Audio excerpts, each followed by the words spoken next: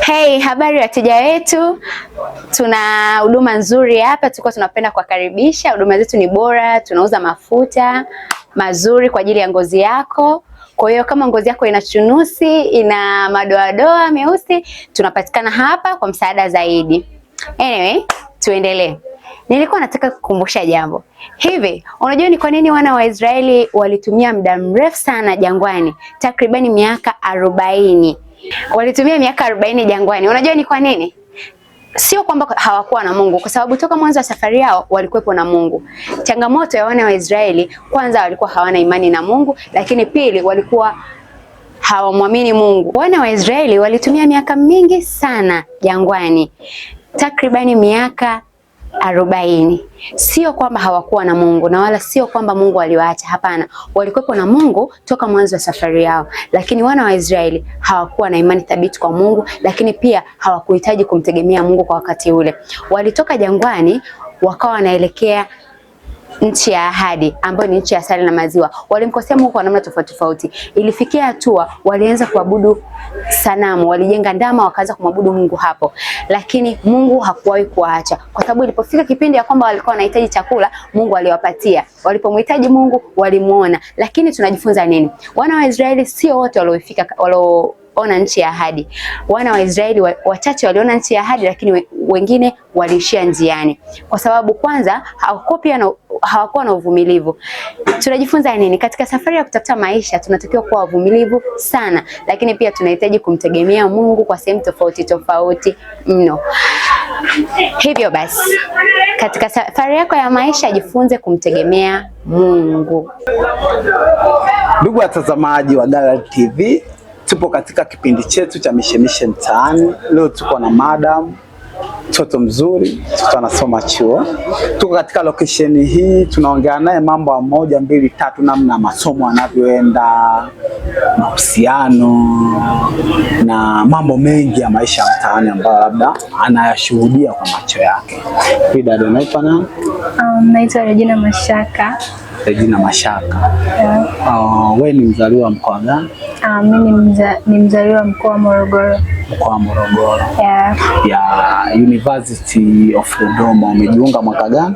2025, mwaka jana. 2025. Yes. Sasa hivi uko first year. Yeah. Ya, huyu ni first year. Ndugu watazamaji wa Gallery TV, tuko na first year katika kipindi chetu leo cha mishemishe mtaani. Watu wote ambao mko nje ya mkoa na wapi, hii ndio UDOM. Tunaongea na first year ambaye amejiunga ndani ya UDOM, ni mwaka wake wa kwanza na leo ni interview yake ya kwanza. Hebu tuambie changamoto gani unakutana nazo katika maeneo ya chuo toka ufike ndani ya UDOM? Changamoto zipo, lakini sio kwa ukubwa wake kihivyo, sio changamoto nyingi sana.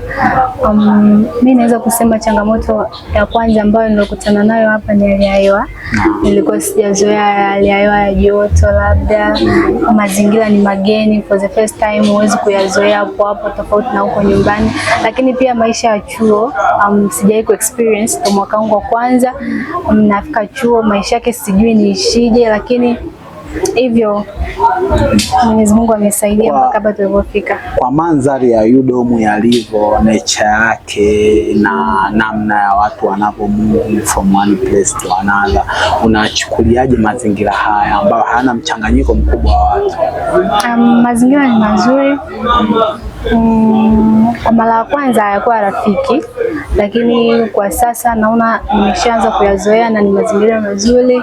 Mchanganyiko wa watu ni mzuri pia, japo hakuna ile movement ya watu wengi sana, ni wanachuo na watu wa huko mtaani. Basi hivyo tu, ni mazingira mazuri. Unachukuliaje ile distance kutoka room hadi venue hadi kefu, na unaichukuliaje ile movement? Kwako haikuathiri sana? Hapana, hainiathiri sana. Lakini ni kawaida tu, tumeshazoea. Yeah. UDOM ni eneo kubwa sana. Wewe unasoma college gani? Mimi nasoma Koedi. Nasoma Koedi. Yeah. Zipo college nyingi ndani ya UDOM ambao ni Koedi, CNMS, tiba, social, info. Kwa wewe binafsi, ni college gani ungetamani kuwa ndio college unasoma? Mimi natamani kusoma hapa Koedi. Natamani kusoma hapa? Yeah, kwa sababu ni mazingira mazuri, ninapenda, ni mazingira rafiki na huku mtaani kuna vitu vingi vinapatikana kwa urahisi. Kwa hiyo nimependa kuishi huko. Napenda kuishi huko Koedi. Yeah. Je, unachukuliaje vyakula ambavyo hujazoea kukutana navyo labda kwa advance ukiwa nyumbani afu umekuja kukutana navyo eneo hili la chuo ambao wanaandaa makefu na baadhi ya cafeteria tofauti? Unavionaje vyakula vyao? Vyakula ni vizuri. Vyakula ni vizuri, tunakula, sioni utofauti sana kwa sababu vyakula vingi ninavyokula hapa ndivyo hivyo ambavyo vinapatikana nyumbani. Kwa hiyo sidhani kama kuna utofauti wowote, ni vyakula vizuri, tunakula hivyo. Vipi kuhusu masomo? Yaani unapoingia darasani mara yako ya kwanza vipindi, unachukuliaje changamoto za masomo ndani ya chuo? Changamoto za masomo, for the first time nilikuwa nachukulia kama ni kitu rahisi. Nilikuwa nachukulia maisha ya chuo, yani ile notion ya kipindi hicho kwamba ukifika chuo utakuwa una relax, kusoma kwa bata, sipi nini, lakini kumbe sio kweli. So hivyo chuo sio bata. Sio bata kabisa. Unatakiwa ukaze kwenye masomo, usome, na for the first time naingia darasani, actually nilikuwa sielewi chochote. Nilikuwa sina ninachokielewa, lakini hivyo tukawa tunaingia vipindi mbalimbali mpaka mtu unazoea mdogo, na masomo yapo magumu ya kawaida. Vyote. Unawashaurije wadogo zako ambao wako advance yani wako form 6, isema walioko form 6, achana form 5, walioko form 6 ambao wanajiandaa kujiunga na chuo cha UDOM, unawashaurije wadogo zako? Kwanza niwapongeze mpaka kwa hatua waliofika, wamefika form 6, wanakaribia kufanya mitihani yao ili waje huku chuo. Na cha kuwashauri ni kwamba waendelee kusoma kwa sababu mitihani inakaribia, waendelee kusoma, wafanye mitihani yao vizuri. Tunawakaribisha chuo sana. Yes, tunawakaribisha. Na mara yako ya kwanza, yani first time ambayo, yani tuseme kipindi ambacho unachagua vyuo, chuo cha Dodoma kilikuwa ni chuo mojawapo wa vyuo ulivyovichagua? Yeah. Yes. Na mara ya kwanza kufika chuoni ulikuwa unajisikiaje? Mara ya kwanza kufika chuo kiukweli nilikuwa naogopa kwa sababu sikuwa na mtu ambaye sikuwa na mtu ambaye alikuwa ananisaidia labda kufanya nini. Nilikuwa naogopa kwa sababu hakuna mtu yote ambaye nilikuwa najuana naye. Kwa hiyo ilikuwa kazi sasa kuanza kutengeneza marafiki, kuanza kutengeneza familia nyingine, kuanza kuzoea mazingira. Kwa mara ya kwanza actually niliogopa sana, lakini nashukuru Mungu nimekuwa mwepesi kuadapti mazingira na nimezoea. Kuna watazamaji wanakutazama, pia watu wengi ambao hawajafika maeneo ya chuo wanasikia tu historia za chuo nini. Je, unatuambiaje namna rumu mnavyoishi watu 4? Sawa, afu ni mara ya kwanza unaishi na watu, ukatokea Mwanza, ukatokea hivi, unaishi sehemu moja, umechukuliaje ile swala la kuishi watu 4 kwenye rumu moja afu kila mtu anakuwa na tabia zake? Kuishi 4 kwenye room moja naweza nikasema ni swala la kawaida kwa sababu hata huko advance tulikuwa tunaishi hivyo. Sema ugumu ulikuwa pale kwenye kuishi na watu ambao huwajui, kuishi na watu ambao hujawazoea, kuishi na watu ambao hujui tabia zao. Lakini the way mnavyoendelea kwenda, maisha yanavyozidi kwenda, ndivyo mnavyotambuana na kuelewana tabia na kujua jinsi gani ya kuweza kuishi ili maisha ya chuo yaendelee. Tabia za watu mnapoishi room, ni tabia, watu wanakuwa na tabia tofauti. Wengine unakuta wana mahusiano nje ya chuo, wengine wana mahusiano ndani ya chuo. Unalichukuaje ile swala mtu analeta analeta mpenzi wake ndani ya room. Binafsi hujazoea mazingira kama hayo, lakini unamkuta mtu analeta mchumba ndani ya room. Ile swala unalipokeaje kama mwanafunzi? Kwa kusema ukweli, sija experience kwenye chumba chetu kutokea swala kama hilo. Tuseme tu wageni wetu always wanakuwa ni marafiki wenzetu, wanaingia pale room, tunajadili mambo ya masomo labda, lakini kusema kwamba roommate alete mpenzi, hapana, sija ku experience kitu kama hicho, sija kushuhudia. Na wewe binafsi hujawahi kuanzisha mahusiano ndani ya chuo?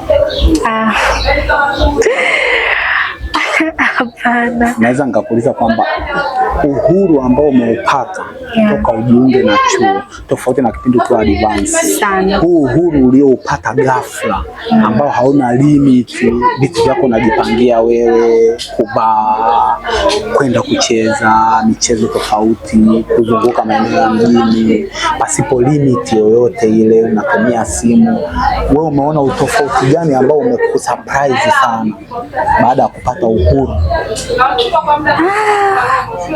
Utofauti upo kwa sababu maisha ya nyuma yalikuwa ni yale maisha ya so uhuru kiasi hicho. Yani huwezi kutumia simu shuleni, huwezi kuingia na simu darasani, huwezi kutoka labda kwenda sehemu bila kuaga. Sasa huo uhuru kwa kweli huko, yani kitu ambacho kwa kweli kimeni surprise sana. Yani unaweza ukatoka mwenyewe na usimwambie mtu, na unaweza ukafanya chochote kile ambacho unajisikia, kwa sababu hakuna mtu ambaye atakushikia fimbo, hakuna mtu ambaye atakuzuia usifanye hicho kitu. Kwa hiyo hichi kitu kwanza tuseme kila mtu anakifurahia, lakini kwenye kukifurahia pia kuna wanaofanya vizuri kwa upande wao na kuna wanaotumia uhuru vibaya. Kwa hiyo hapa cha kuwashauri watu wengine ni kwamba uhuru tuliopata huku chuo ni kutumia vizuri, sio kutumia vibaya. Mwisho wa siku unaingia kwenye matatizo labda kwa sababu nani sasa atanisema, nani atanichapa, nani atanifanya nini? Kwa hiyo ndio hivyo. Umelipokeaje swala ambalo labda unaenda lecture room, ukifika lecture room unakuta mtu mjamzito, ni mara yako ya kwanza, unakuta mtu kwa mwaka 3 lakini ni mjamzito ana mimba miezi 9. Mara ya kwanza kumuona mtu kama chuoni ulijiuliza maswali?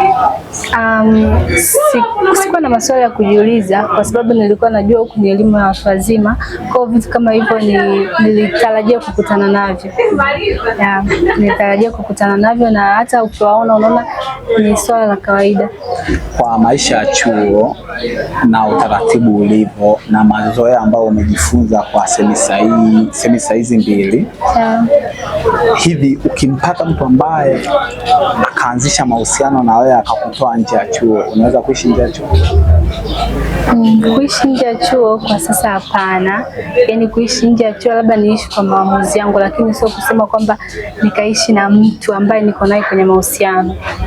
Kwa sasa sijioni kwenye hicho kitu. Uhuru ulioupata, sawa, ukapata mtu ambaye yuko sahihi, anakupenda, uhuru ambao unapata chuoni, endapo hukuzoea kabisa kuona namna watu wanamo move, watu hawana limit, hamna kushikwa viboko, kuvaa, sawa. Unalichukuaje swala la kuvaa binafsi ambalo hujalizoea? Ulizoea kuvaa sare, sasa umefika level ambayo kuvai sare, unaamua leo nivae, kesho nivae. Hili swala umelipokeaje binafsi? Nimelipokea vizuri kwa sababu hatuko tena kwenye maisha ya kuvaa sare, ni kuvaa nguo nzuri, nguo ambazo utakazoona hapo umependeza, nguo ambazo unaweza kwenda nazo darasani. Ni vizuri. Ni vizuri. Jambo lingine ndani ya chuo hiki cha UDOM, mzunguko wake na mwingiliano wa raia ni mchache sana. Watu wengi ni wanafunzi, tofauti na maeneo mengine na vingine kama CBE, mipango, na mwingiliano mkubwa sana wa raia wa mtaani. Lakini UDOM ni eneo ambalo limejitenga na mwingiliano mchache wa watu mtaani. Huoni kwamba kuna fursa binafsi labda unazikosa wewe mwenyewe kama mwanachuo, au mahitaji fulani unakosa kama mwanachuo mpaka uende sehemu za mbali? Hapana. Mimi naona ni kitu kizuri kwanza, kwa sababu mwingiliano ukiwa chuo unatakiwa mwingiliano uwe tu ni wa chuo, ile na wanachuo wenzako, and kama unaamua kutoka nje ndo ile kwenda kuingiliana na watu wengine. Chuo bata. Je, ni jambo gani ambalo ulishai kuliona ndani ya chuo likakustusha, yaani ukapata hofu kwamba hili jambo mbona sijalizoea hivi? Ni jambo gani ambalo ulishai kukutana nalo? Bado hujawahi. Kitu kingine ni kwamba ndani ya chuo kuna uhuru wa wanafunzi binafsi kumiliki vyombo vya moto. Wengine wanamiliki magari, wengine wanamiliki mapikipiki, hivyo wengine wanafuatwa na magari. Umelichukuliaje swala hili kwa wewe mwenyewe binafsi, kwa mara yako ya kwanza kwenye hii first year, kuona mtu anafuatwa na gari anaondoka, kuona mtu anakuja na gari anapaki nje ya block, mtu anakuja na gari darasani? Binafsi umelichukuliaje hilo swala? Mimi nimelichukulia tu kawaida, kwa sababu hatufanani kwa maisha. Kuna ambaye anatembea kwa mguu, kuna ambaye atapelekwa na gari, kuna ambaye atakuwa na usafiri wake. Ni hivyo, tuko tofauti kwenye level za maisha. Tuko tofauti katika level za maisha. Ni kweli watu hapo katika tofauti ya level ya maisha. Je, endapo utafikia mwaka wa pili, uende ukipata fursa ya kufanya biashara, unaweza kufanya biashara? Na biashara gani unatamani kuifanya binafsi? Binafsi natamani kufanya biashara ya kuuza nguo kwa wanachuo. Natamani kufanya biashara. Na nguo gani unatamani kuuza kwa wanachuo ambazo unaona hizi zitakuwa ni soko ambalo linanipa fursa kupata kipato huku nasoma? Ni nguo gani ambazo unatamani kuwauzia wanachuo? Ni sana sana ni nguo za ndani. Nguo za ndani. Nguo za ndani. Je, huoni kwamba itakuwa ni ngumu kwako kwa sababu hujai kufanya uchunguzi na pia hujai kufanya biashara hii kwa ndani ya chuo? Sasa ni mara ya kwanza unaenda kuwekeza mtaji wako kununua nguo za ndani. Huoni kwamba ni biashara ambayo itakuletea changamoto sana huko unasoma huko unafanya biashara? Hapana, sidhani kama itaniletea changamoto kwa kiasi hicho, kwa sababu ni zewe utakapopanga muda wa biashara na zewe utakapopanga muda wa vipindi labda na mambo mengine ya chuo. Kwa hiyo sidhani kama itakuwa na changamoto yoyote kwa upande wangu. Una research ulishai kuifanya? Research hiyo ulifanya ili kutenganisha hasara, faida, muda wa kwenda darasani na muda wa kwenda kufuata mzigo, muda wa kwenda kuuza, au unatumia njia gani ambayo ni rahisi kwa kufanya hii biashara? Nimeshaangalia kwamba ninao muda wa kutosha wa kufanya biashara, lakini pia hata muda wa kwenda kwenye vipindi. Kwa hiyo nimeshafanya research ya mambo fulani. Kwa nikiweka mambo yangu sawa, nikipata mtaji wangu vizuri, nitaanzisha biashara yangu ili niweze kujisogeza kimaisha. Na ni vitu gani ambavyo ndani ya eneo la chuo ambavyo vinakufurahisha sana kwa wakati ambao kuna vipindi uko free? Ni mambo gani ambayo yanakufurahisha sana ndani ya chuo? Mambo ambayo yananifurahisha sana ndani ya chuo ambapo kwa muda ambao sina vipindi ni ule muda ambao muda mwingi huwa nakaa napumzika mwenyewe, nakaa na roommate labda. Ana roommate. Wewe sio mwanamichezo? Mwanamichezo hapana, mimi sio mwanamichezo. Na kwenye blog unaishi floor? Mimi naishi floor ya pili. Naishi floor ya pili. Na wazazi, yani jinsi unavyowasiliana na wazazi ukiwa chuo, kwa sababu lazima uweke ulinzi binafsi kama mtoto wao. Je, wazazi unawasiliana nao kwa namna gani kuwapa matumaini kwamba unaendelea vizuri chuoni, hakuna changamoto tofauti? Wazazi wanaamini kwamba mtu akishakuwa chuo ni mtu mzima, lakini asije akafanya mambo tofauti na wale waliomwagiza. Kwa bahati nzuri wazazi wangu ni watu ambao wanajali sana. Kwa hiyo muda mwingi huwa nikipata muda huwa nawapigia simu au wananipigia simu kuniuliza maendeleo yangu ya chuo, naendeleaje, kama nina tatizo lolote na huwa nawaambia, nawaelezea kila ninachopitia. Kwa ni kitu ambacho huwa nafurahia sana, kwa sababu wazazi wangu wananijali na muda mwingi huwa nawasiliana nao. tunawasiliana nao. Ndugu mtazamaji wa Gallary TV Tanzania, tupo katika kipindi chetu hiki cha Mishemishe Mtaani. Tuko na Festia mmoja hapa anatupa madini namna gani ya kuishi katika eneo la chuo, namna gani anakutana na changamoto na aina nyingi za mambo anayokutana nayo katika eneo hili la chuo. Ndugu mtazamaji, tunapenda uzidi kututafuta katika channel yetu ya Gallary TV Tanzania. Kila siku tunakuwa live katika kipindi hiki cha Mishemishe Mtaani. Kwa chuoni unaweza kujiongeza, labda ukasema mimi nasoma sawa, ila naweza nikafanya kazi na channel ya Gallary TV Tanzania. Unaweza ukaamua kufanya kitu kama hicho? Waambie ndugu watazamaji kwamba niko tayari kufanya kazi na Gallary TV Tanzania. Mimi niko tayari kufanya kazi na channel ya Gallary TV Tanzania. Sisi ndo Gallary TV Tanzania, tunahusika na mambo ya movie, bongo movie, sawa. Ziko aina ya movie tofauti ambazo tumeshaziandaa na ziko hewani, kama Safari ya Moyo, Sekeseke la Mtaa, Giza la Mapenzi na aina nyingi tofauti ya movie ambazo tushaziandaa, ziko live katika YouTube. Unaweza ukazifuatilia, unaweza ukashare, ukasubscribe, ukacomment and others. Pia tunapenda chuoni ukifika ongea na wenzako, ambie mimi nafanya sasa kazi katika Gallary TV Tanzania. Watakuwa wanakutazama vipindi vyako kila siku. Je, ni muda gani ambao unaweza kukupata ambao unajua uko free na vipindi tukawa tunaendeleza kipindi chetu hichi cha Mishemishe? Muda mwingi wanakuwa free muda weekend. Na kuna siku huwa sina vipindi kabisa. Kwa nakuwa free, naweza kufanya kazi. Ndugu watazamaji, huyu ni mwenzetu kutoka chuoni, amejiunga na sisi. Tutakuwa tunawarushia hichi kipindi cha Mishemishe Mtaani kila siku ambayo yuko free, mtapata madini kutoka kwake. Wanachuo wengi wanajiongeza sana, wengi wanafanya biashara na wengine hawafanyi biashara. Mtu anaweza akapata bumu akala hela yote, bata nini, ile chuo bata. Tunashauri watu wanaopata bumu na kula chuo bata. Of course chuo ni bata, lakini so kupitiliza. You have to save, ndio kusave kwa ajili hapo baadaye. Hata kama ufanyi biashara, lakini try to save kwa ajili ya baadaye. Kwa hiyo nataka kukwambia, endapo unapata bumu labda 5,000 na 6,000, binafsi unaweza ukasave shilingi unasave kutokana na system yako ya maisha. Huwezi kusema una save shilingi ngapi wakati ya lifestyle yako ipoje. Kwa hiyo the way maisha yako unavyoendesha, unajua vitu gani unavihitaji, vitu gani wao wanavitumia kwenye hilo boom. Kwa mfano wengine wanalipa ada, wengine mahitaji mengine, chakula.